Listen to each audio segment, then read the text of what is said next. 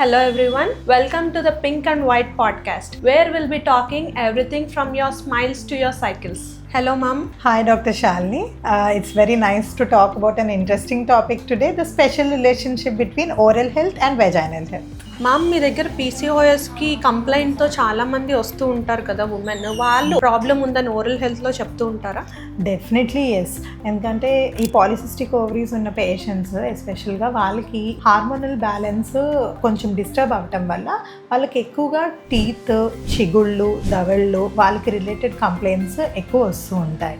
ఈ hormonal imbalance వల్ల ఉమ్మిలో pH changes జరగటము, దానివల్ల వీళ్ళు ఎక్కువ ఇన్ఫెక్షన్స్కి రిస్క్ పెంచుకోవటము, పళ్ళు పుచ్చిపోవటము, దవళ్ళు నొప్పి చెప్పటము, అలాగే చిగుళ్ళు వాపు చెప్పటము, బ్రష్ చేస్తున్నప్పుడు బ్లీడింగ్ రావటము, అలాంటి కంప్లైంట్స్ ఎక్కువ చెప్తూ ఉంటారు. అండ్ ఎక్కువ మంది టీనేజ్ పిల్లలు విత్ పాలిసిస్టిక్ ఓవరీస్ ఉన్న వాళ్ళకి స్ట్రెస్ కూడా ఒక ఫ్యాక్టర్ వల్ల చాలామంది అబ్నార్మల్ ఈటింగ్ డిజార్డర్స్తో వస్తూ ఉంటారు. అంటే తిన్న ఫుడ్ వాళ్ళు వెయిట్ గెయిన్ అవ్వకుండా ఉండడం కోసం వామిటింగ్స్ చేసేసుకోవడం కానీ, ఆ టీత్ని ఎక్సెసివ్గా రబ్ చేసుకోవడం కానీ అలాంటి కంప్లైంట్స్తో వస్తూ ఉంటారు.